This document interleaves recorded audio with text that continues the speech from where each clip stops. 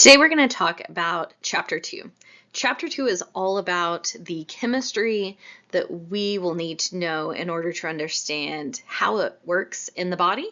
For this course, you're not going to need to know everything there is to know about chemistry, but this will definitely help you to just know the basic things that you're going to need to know how all of these organ systems we're going to talk about work together.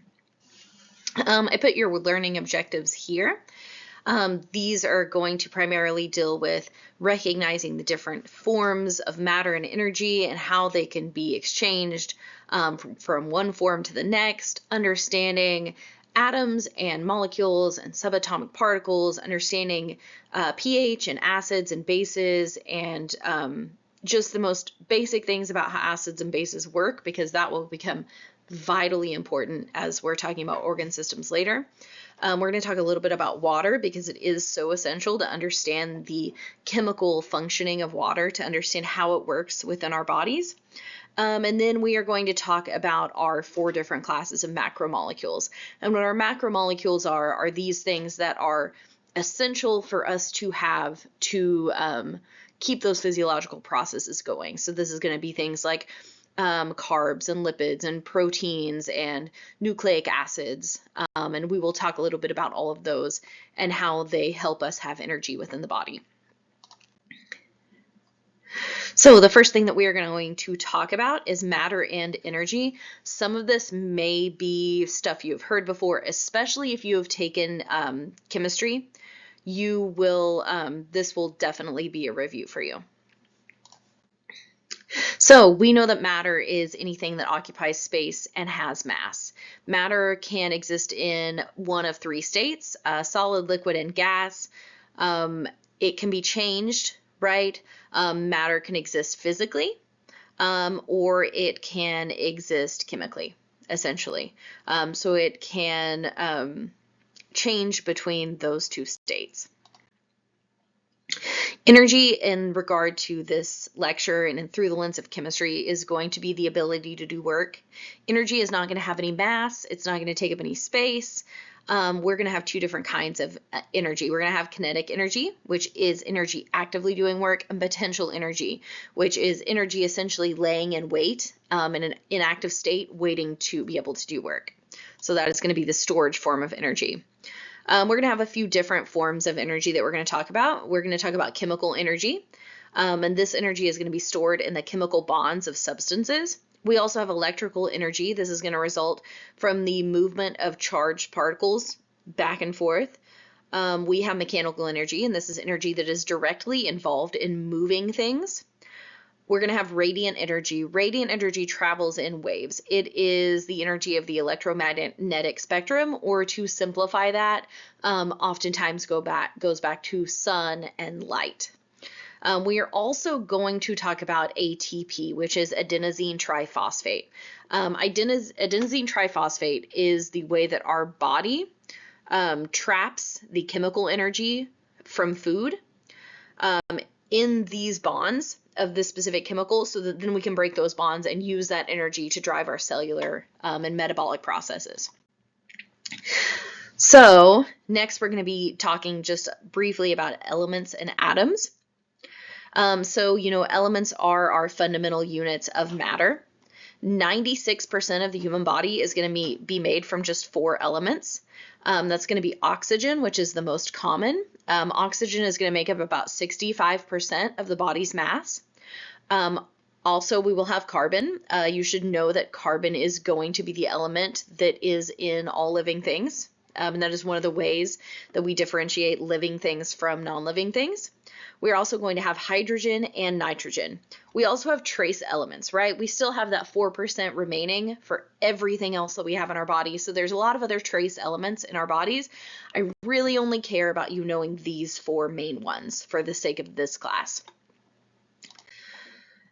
So atoms are going to be the building blocks of these elements, right? Atoms of elements are going to differ from one another as far as their chemical reactivity and how they are able to hook up and bond to other atoms to make different molecules and things. The atomic symbol is going to be chemical shorthand for each element. I'm sure you've all seen a periodic table before, and there are definitely ones in this chapter in your book for you to reference. Here are the things I definitely want you to get from this. All atoms in their base form should be electrically neutral, right? In a basic atom, the number of protons should equal the number of electrons in an atom. So we will talk more about what those charges are. But essentially, when you have the same number of protons, which is going to be your positive, and the same number of electrons, which is going to be your negative, you're going to have those positive and negative charges cancel each other out, leading to a net charge of 0. So a stable atom should be electrically neutral. We're going to see a lot of variations to this because stable atoms are not necessarily how we get our bread and butter in physiology, right? We need ions and things like this. So we'll talk more about what that means in a minute. Ions are going to be atoms that have gained or lost an electron. So they're going to be atoms that have that charge, that are not electrically neutral. So they will either lean positive or lean negative. I put this chart in here for you all. I would definitely know this chart. I would not be surprised if I saw this chart on a test with like little blank spaces, right? So you might have a proton, but the charge might be missing, or the mass might be missing, or the location might be missing for all of the different things. So this is how I would study this and how I would look at this. The important takeaways here is that for our subatomic particles, you're going to have protons, neutrons, and electrons. Your protons are going to have a positive charge. Your neutrons are going to be neutral, and your electrons are going to have a negative charge. Protons and neutrons are going to have an atomic mass unit. That is how we weigh units. You can think of that like being 1 pound, even though it is so much smaller than that. They are going to both have an atomic mass unit of 1. Whereas your electrons, although they do weigh something, their mass is so incredibly negligible whenever you compare them to the mass of a proton or a neutron, because they are just that much smaller, that we count them as having 0 mass. And then also know where these atoms are going to reside, right? Know that you have your protons and your neutrons hanging out in the nucleus of the atom, and that your electrons are orbiting all around the outside. You may have seen these orbitals portrayed in 2 different ways. So what we used for a long time, the planetary model is what our book calls it. You will also hear it referred to as the Bohr's model. This is going to portray the atom like a solar system. So ultimately, you'll have your protons and neutrons in the nucleus like the sun, and you're going to have your electrons in an orbital shell just going around the nucleus. That is the simplified version. That is a really helpful way to learn and think about these things, but I don't want you all to be thrown for a loop if you also see the more updated version that is more accurate to how electrons actually act, which is going to be this orbital model. So electrons actually live in an electron cloud, which is going to be kind of like a haze of negative charge outside the nucleus. And the electrons will hang out in different places depending on very specific events that are happening within and outside of the atom, and I don't need you all to know any of that.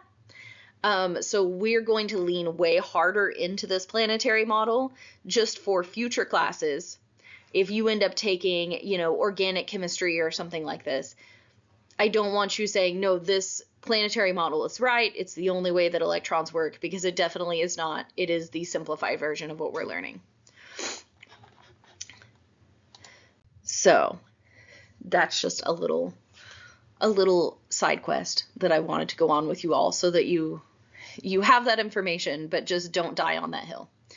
Okay, so I'm sure you've seen the periodic table before. To identify an element, we're going to need to know the atomic number, atomic mass, and atomic weight. The atomic number is going to be equal to the number of protons that the atom contains. It's going to be unique to atoms of a particular element, right? This is going to determine what element this is. It is indirectly going to tell you what the number of electrons should be in the atom if that atom does not have a charge. The atomic mass number is going to be the sum of the protons and the neutrons contained in an atom's nucleus.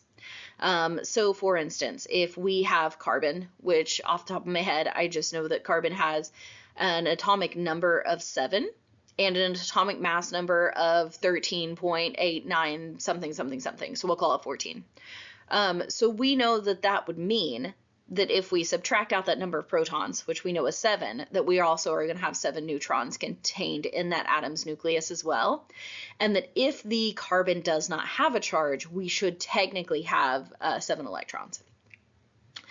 We also need to know the atomic weight. This is going to be equal to the mass number of the element's most abundant isotope. And we're going to talk a little bit about what isotopes are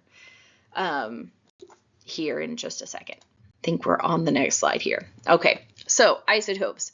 These are going to be atoms that have the same number of protons and electrons, but they're going to vary in the number of neutrons. So isotopes are going to have the same atomic number, but different atomic masses. The reason why we care is because this is where you're getting things like radioisotopes and radioactivity. These atoms tend to be unstable, and they tend to decompose to a more stable isotope, right? So we use like the decay rate from carbon-12 to carbon-14 to carbon date fossils and things. We know exactly how long it takes these elements to decay, so it can give us a timeline. So it can be helpful in that way. But also it can be really useful for tagging and tracing biological molecules. So anytime that you're reading an academic paper and they talk about biological tracing and, oh, we got this cell to fluoresce with this certain radioactive chemical, this is what they're doing. They're taking radioisotopes and they're attaching them to things. And then as those isotopes degrade and break down, they are able to know, it can help them trace the path that a cell went through. It can help them show like digestion rates within the cell. You can do so very, very many things with this. So this is why we care about isotopes, is because we do use them in medicine. And we use them a whole lot in radiology as well. So if you're heading in that direction, this can come up there. Let's take a minute to talk a little bit about chemical reactivity. So you're going to get chemical reactivity by combining atoms. There's 2 different ways that you can combine atoms. You can either combine atoms into a molecule, which is going to be two or more atoms of the same elements, right? So this is going to be, you're combining oxygen and oxygen to make O2 gas, which is the kind of oxygen that we breathe. You can also combine them into a compound. What a compound is going to be 2 or more atoms of different elements combined chemically to form that molecule. So this is more what we're used to, right? You're putting sodium and chloride together to make table salt, that kind of thing. So from this, we have chemical formulas. I just want you all to know how to read these, but we're not going to have to spend a whole lot of time doing this in this class, but it is good to have this information. So the reactants are going to be the atoms on the left here. You can see that in this example, we have 4 of hydrogen and we have 2 carbon. Or I'm sorry, we have 1 carbon. So we've put that plus symbol between them, and then you see an arrow pointing over here in which we still have the 1 carbon, but it has linked up to the 4 hydrogen, and that has given us methane. The product is going to be the molecule on the right, on the other side of that arrow. If your chemical formula is only going in one direction, meaning it's not reversible, that arrow will just point one way. If your chemical reaction is reversible, then you will have a double-ended arrow to where the arrow points both ways to show you that this reaction can proceed both forward and backwards. Chemical reactions are going to occur when atoms combine or dissociate from other atoms. Dissociate just means to kind of break apart and be their own thing. And chemical bonds are going to be those energy relationships, and it is primarily going to be driven by interactions among the electrons of those reacting substances. So let's talk a little bit about how these electrons work to make this happen. So electrons are going to occupy areas, and these are different energy levels called electron shells. Electrons closest to the nucleus are going to be the most strongly attracted to its positive charge. Okay, so think of this like planets and the sun, right? If you have this big giant thing that is going to have this level of gravitational pull, kind of, it is going to be able to pull way more strongly on the electrons that are close to it than the electrons that are a little bit removed from it. This is why distant electrons that are further away from the nucleus are going to be more likely to interact with other atoms. So each electron shell is going to have distinct properties. Each shell is going to have a little bit different numbers of electrons that it can hold. So typically shell 1 is only going to hold 2 electrons, so it's going to be a little bit different. And then shell number 2 can hold a maximum of 8. Shell 3 can hold 18, but it's rare that we make it to shell 3. Shell 2, this process of holding 8 electrons, that is kind of where we live with chemical bonding. And we'll talk a little bit more about this on the next slide. But shell 2 is where you want to stay. Don't worry too much about shell 1 or shell 3. Think of things through the lens of shell 2, because that's where your bonding is going to be happening most of the time. If you have 8 electrons already in that second shell, that atom is going to be stable, and it's not really going to be trying to form bonds with anyone else. Because we have what we call this rule of 8s. And the rule of 8s is the key to chemical reactivity. So atoms with 8 electrons in we call this the second shell, the valence shell. It is the outermost shell. Atoms with 8 electrons in the valence shell are going to be considered stable and chemically inactive. You'll also hear us call that chemically inert. It means the same thing as inactive. So atoms want to have 8 electrons in that shell. It makes it to where the charges are all nice and neutral and even. And so all of the chemical bonding that happens is because atoms are trying to get to that nice round 8 number. So atoms will gain, lose, or share electrons to complete their outermost orbitals anytime there are fewer than 8 electrons in that valence shell.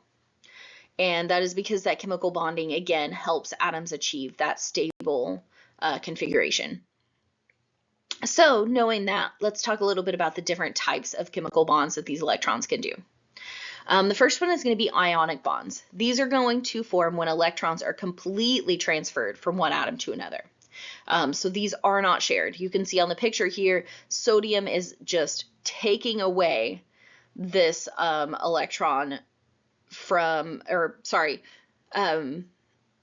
sodium is giving this electron to chloride. And this is how we make table salt.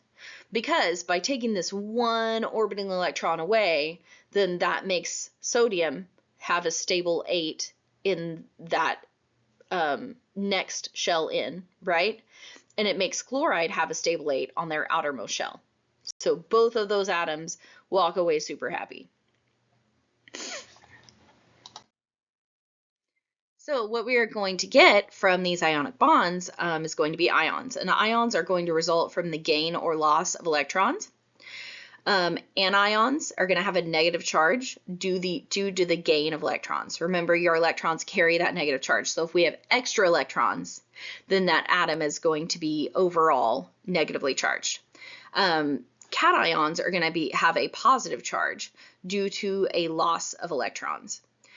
So since we have fewer electrons, then the positive charge of those protons in the nucleus is going to overpower those electrons that we have, and that atom will be have a more positive charge. These tend to stay close together because opposite charges attract, right? This is how table salt happens, because you end up with that sodium that is a little bit positively charged and that potassium that is a little bit negatively charged. We also have covalent bonds, and these atoms are going to become stable through shared electrons. These electrons are going to be shared in pairs. So this is usually going to look like one electron from one atom and one electron from the other atom. We can have single covalent bonds, which are going to share one pair of electrons, or double covalent bonds, which are going to share two pairs of electrons. Covalent bonds are going to be really important because these can be described as either polar or nonpolar. So nonpolar covalent bonds, in these bonds, electrons are going to be shared equally between the atoms of the molecule. So what this is going to end up with is the molecule itself is going to end up being electrically neutral because everything is shared evenly. We can also have polar covalent bonds. In these, the electrons are not shared equally between the atoms of the molecule. So the molecule itself is going to have kind of a negative side and a positive side, which is why we call these poles, right? There's going to be, like for instance, you can see on this water molecule that the oxygen side is going to be a little bit more negatively charged, whereas the hydrogen is going to be a little bit more positively charged. And the reason why we care about this is because it really, really, really influences how water reacts both in our environment and within our bodies. There is going to be another important bond type that is important with water, and that's hydrogen bonds. So what hydrogen bonds are is these are going to be the extremely weak chemical bonds. They're going to hold more than one molecule of water together. Okay, so that's an important takeaway. You have covalent bonds, and that is making the water molecule in the first place, right? That is the attraction between the hydrogen and the water in the one molecule. Your hydrogen bonds are going to be the attractive force between the oxygen of this molecule to the hydrogen of this molecule. So what this does is it gives us surface tension. If you've ever seen those little bugs that can just kind of across the top of the water, this is why, is because those water molecules are actually loosely attracted to each other as well. So now we're going to take a little bit of time to talk about types of chemical reactions that we might see. The first type you might see is a synthesis reaction. This is going to be when smaller particles are bonded together to form a larger, more complex molecule. A good example of this is how amino acids are joined together to form a protein, and we will talk a whole lot about that later. We are also going to see decomposition reactions. Decomposition reactions are going to happen when bonds are broken in larger molecules, resulting in smaller, less complex molecules. Okay, so think about synthesis, we're building up and up and up, and decomposition, we're pulling down and down and down. A good example of this is how glycogen is going to be broken down to release glucose, which is our storage form of sugar in the body. The last type that you may see are going to be exchange reactions. In this, bonds are going to be both made and broken over and over and over again sometimes. A good example of this is going to be those ATP. Remember, that is our storage for energy in the body. So these ATP transfers, it is going to, as our ATP is making energy, it's going to transfer its terminal phosphate, which just means the phosphate group that's stuck on the end of it, to glucose, and that's going to form a glucophosphate, which is very, very important for running those processes that we need energy for. So in that situation, we're breaking something down, we're building something up, we're kind of doing both things. Let's talk a little bit about biochemistry. So what biochemistry is it is the chemical composition of living things. So that is going to deal with organic compounds. Our organic compounds are going to contain carbon. They are all going to be very large covalent molecules. This is going to include the macromolecules we're going to talk about later, like carbohydrates, lipids, proteins, nucleic acids. And then we also have inorganic compounds. So inorganic compounds are going to lack carbon. They tend to be small, simple molecules. These are going to include things like water, salts, and most of our acids and our bases. So let's talk about inorganic compounds first. Water is going to be the most abundant inorganic compound in the body. It's going to account for about 2/3 of the body's weight. It's going to have several vital properties. Definitely know these. It's going to have high heat capacity, polarity, and solvent properties, chemical reactivity, and cushioning. So we'll talk a little bit more about that. What polarity or solvent properties are is water is going to often be called the universal solvent. Solvents are going to be liquids or gases that dissolve smaller amounts of solutes within them. Remember, our solutes is the thing being dissolved in the water. So think about salt water.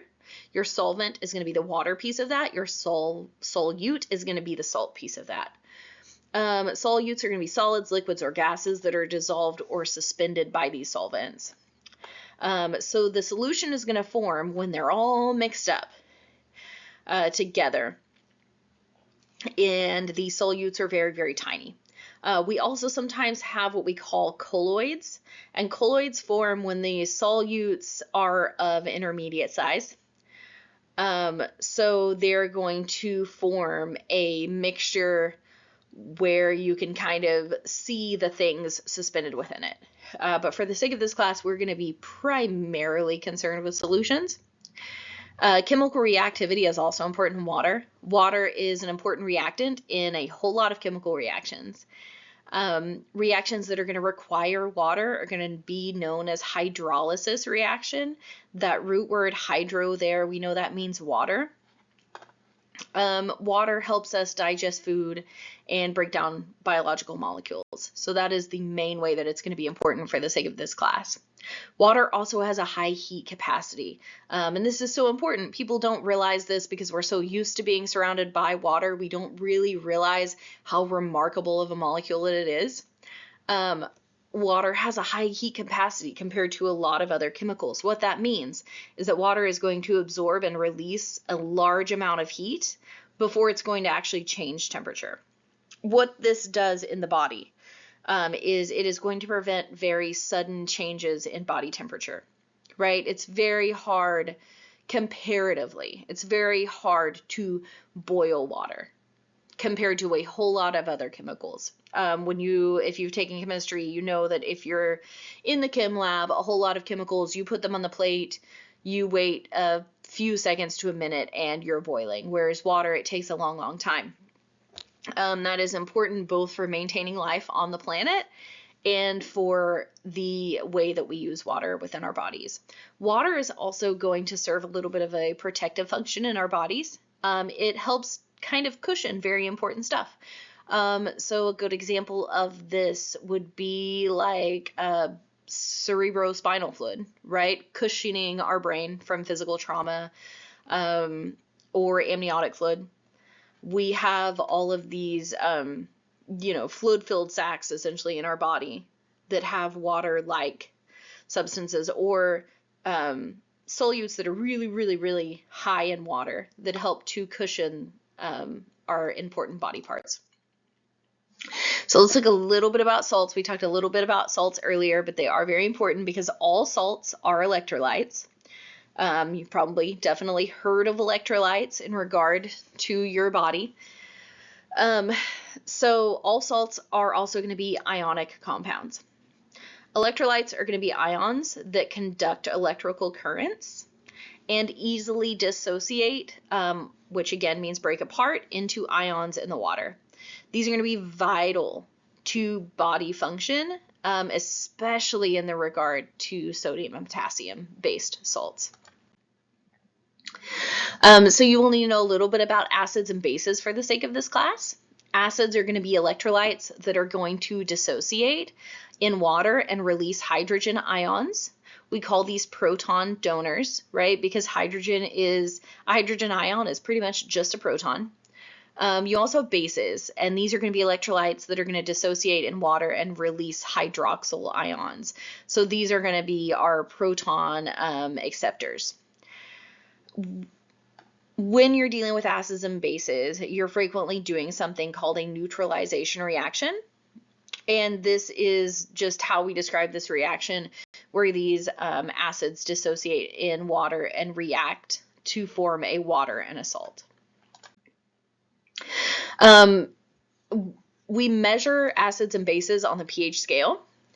And what the pH is ultimately measuring is the concentration of hydrogen ions.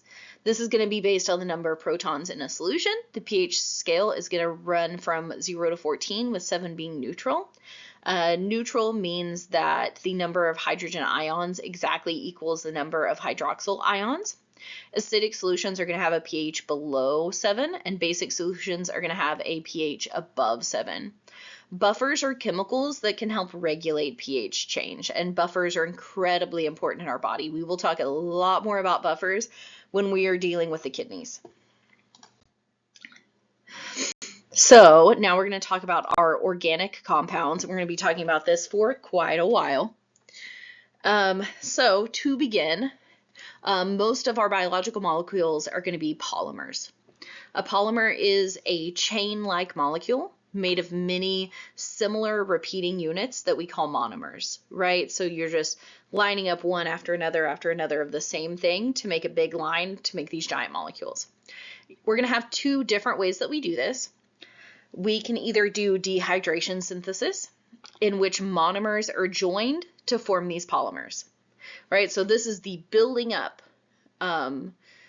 into these macromolecules that we can use.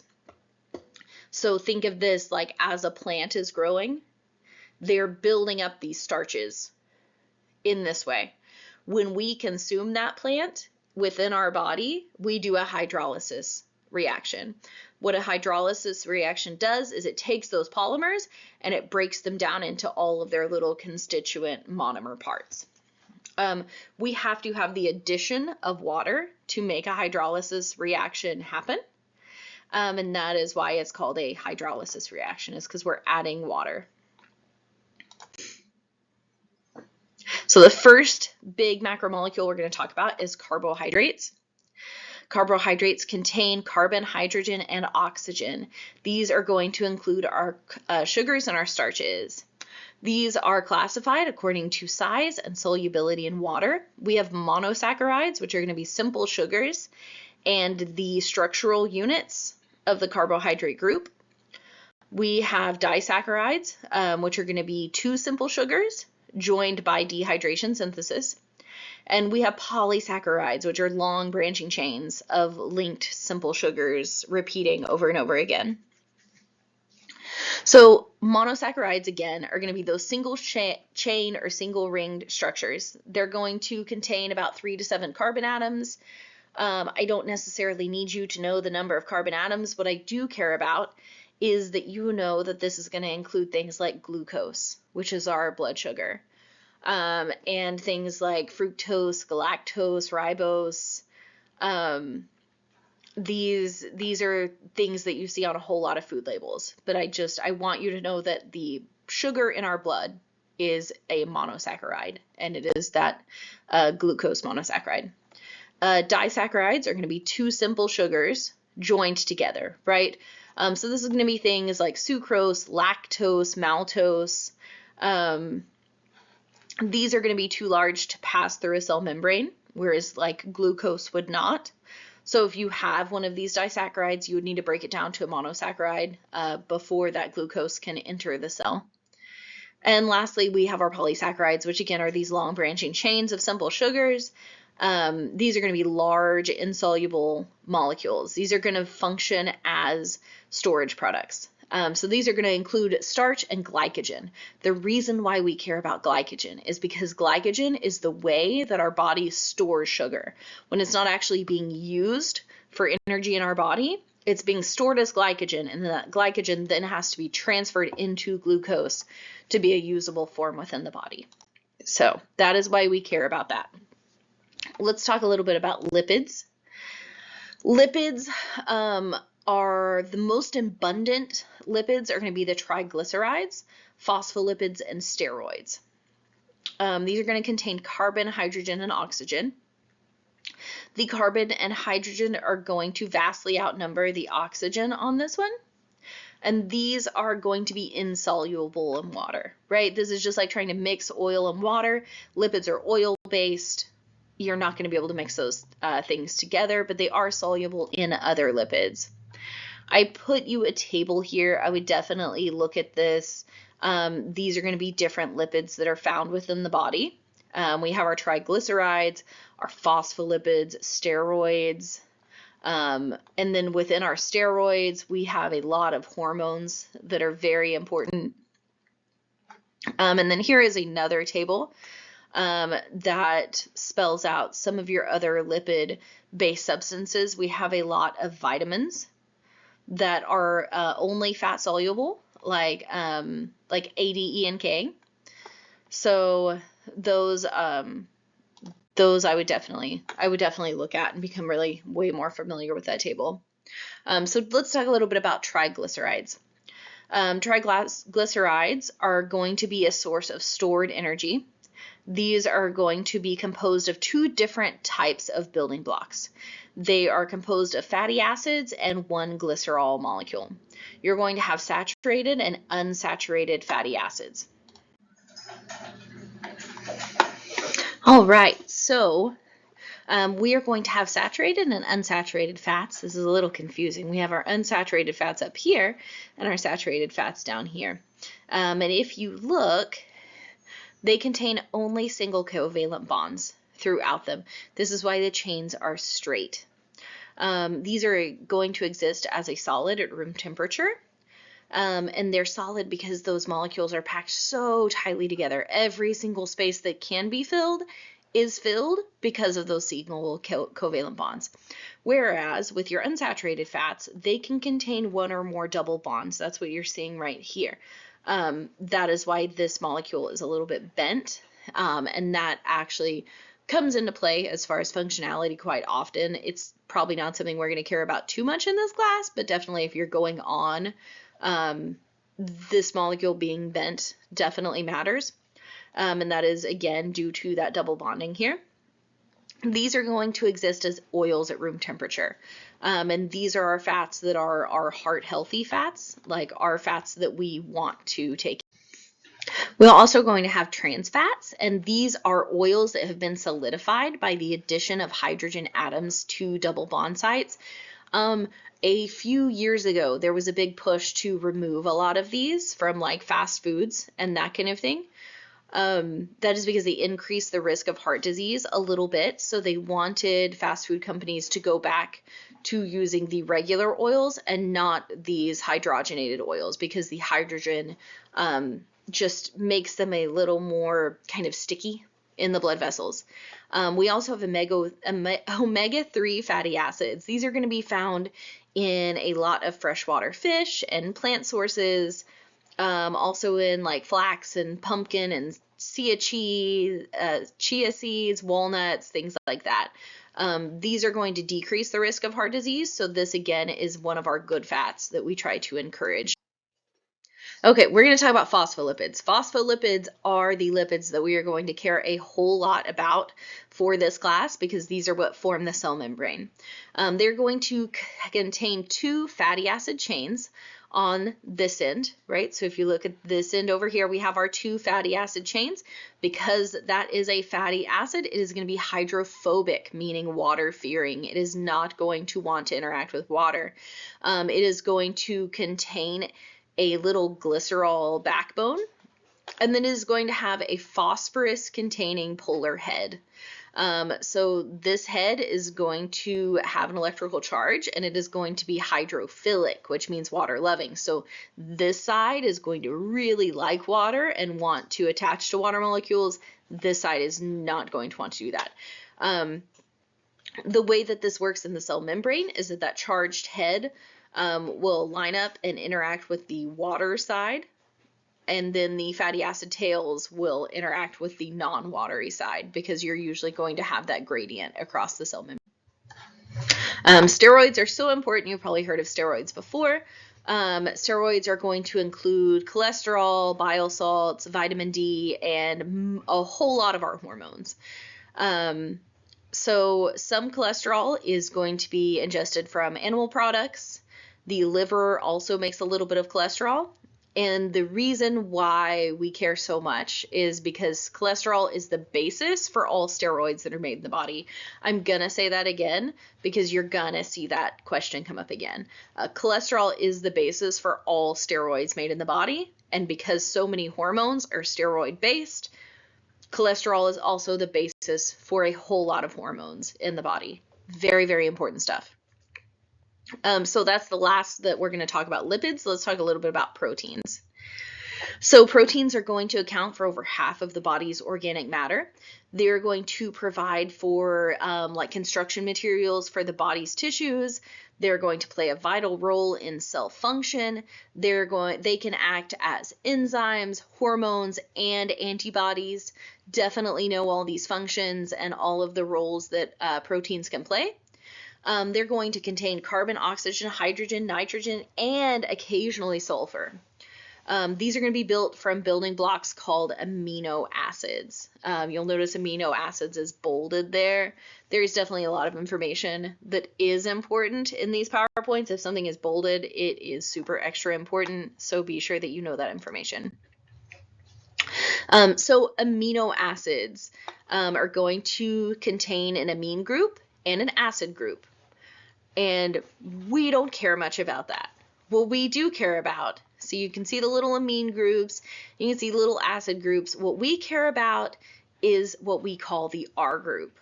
And the R group is going to vary between amino acids.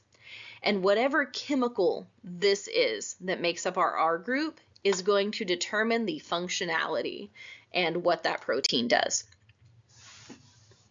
So as we're building up from amino acids into proteins, there is a process in which this happens, and we refer to this as structural levels of proteins. So the first thing that we will have happen when we're building a protein is that we are going to have the primary structure, which is going to look a whole lot like a strand of pearls, with each pearl representing a little amino acid. And then we're going to take that structure and we're going to fold it into a secondary structure. And what this is we are twisting or bending that original chain to where it's going to be like an alpha helix, which is going to look kind of like a metal spring, or a beta pleated sheet. And a beta pleated sheet is going to resemble kind of like when you fold a piece of paper into a fan. So we have our original chain, we're then folding it and bending it and all these things to make our secondary structure, and then we, from that, build into our tertiary structure. Our tertiary structure is going to be a compact ball-like globular structure. So we're taking lots and lots and lots of those secondary structures and twisting them all around and piling them up and combining them into each other. And then the quaternary structure is going to result from a combination of two or more of these polypeptide chains, again, building up upon each other.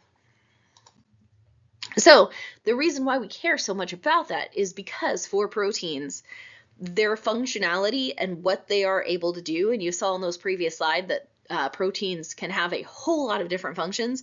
Those functions are going to be completely dependent upon their structure. So if there is a change anywhere within that folding process, you will either end up with a protein that does not work or a protein that is not the protein that you intended. So that is why those different structural levels are so important. We have a couple of different types of proteins within the body. We have fibrous proteins. These are structural. These are going to appear in body structures. These are going to exhibit secondary, tertiary, or even quaternary structure. Their purpose is to bind structures together and kind of exist in body tissues. These are going to be very, very stable proteins. Examples of this are going to be collagen and keratin. We are also going to have globular proteins or functional proteins. These are going to function as our antibodies, our hormones, or our enzymes. These have to have a tertiary structure. They cannot be secondary. They have to at least be tertiary. They oftentimes will be quaternary. In these, the hydrogen bonds are going to be critical to the maintenance of the structure. These can be denatured if they are exposed to the right conditions, frequently heat. What denaturing means is essentially you're getting the protein too hot or too exposed to acid or something like that to where it just doesn't function anymore because you ruin the structure, and then in ruining the structure, you ruin the functionality. These are going to have active sites where other chemicals can attach to them to perform a specific function. Here is a table of different classes of functional proteins. I would absolutely know these. This goes into more detail over here, but we have antibodies, right? These are our specialized proteins that are going to recognize, bind with, and inactivate bacteria, toxins, viruses. They function in the immune response, which is going to protect the body from foreign substances. We're also going to have hormones. These are going to help regulate growth and development. We have all sorts of different examples of hormones. We have growth hormone, insulin as a hormone, we have thyroid hormone, and we will definitely be getting a lot deeper into these specific hormones when we are talking about the endocrine system. But these are the ones I want you to know for the sake of this chapter. We also will have transport proteins like hemoglobin. Hemoglobin is going to transport oxygen in the blood.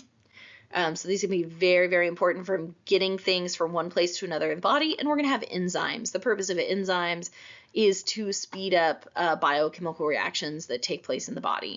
And enzymes are protein-based. So enzymes are going to work as a biological catalyst. Their purpose is to increase the rate of the chemical reaction. They're going to bind to substrates at an active site to catalyze these reactions. And you can recognize them because they will always have the suffix ase at the end. So like oxidase, hydrolase, lipase, all of these things, when you see that ase at the end, you know that they're enzymes. We're going to talk a little bit about nucleic acids next. We know that nucleic acids form our genes, right? They're composed of carbon, oxygen, hydrogen, nitrogen, and phosphorus atoms. They are some of the largest biological molecules in the body. We're going to have two major kinds of nucleic acids, DNA and RNA. Nucleic acids are going to be built from building blocks called nucleotides. These are going to contain a nitrogenous base, a 5-carbon sugar, and a phosphate group.